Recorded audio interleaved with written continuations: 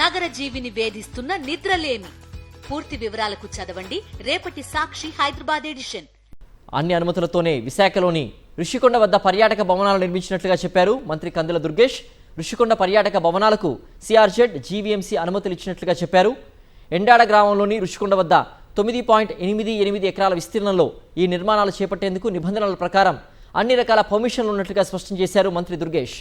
మండలిలో ప్రశ్నకు సమాధానంగా జరిగిన చర్చలో టీడీపీ ఎమ్మెల్సీ దువ్వారపు రామారావు విమర్శలు చేయడంపై చైర్మన్ అసహనం వ్యక్తం చేశారు. ఎండాడ గ్రామంలో విశాఖపట్నం సమీపంలో ఋషికొండ దగ్గర ఉన్నటువంటి 61 ఎకరాల విస్తీర్ణంలో 9.88 ఎకరాల విస్తీర్ణంలో 19/5/2021 తేదీ గల ఎఫ్ నెంబర్ 13/11/2021 ద్వారా సిఆర్జెడ్ క్లియరెన్స్ ఇవ్వడమైంది. 7/2/2023 తేదీ గల పర్మిట్ నెంబర్ 1086/377/B/Z2/RDA/2022 ద్వారా జీవీఎంసీ ప్లాన్ ఆమోదించింది.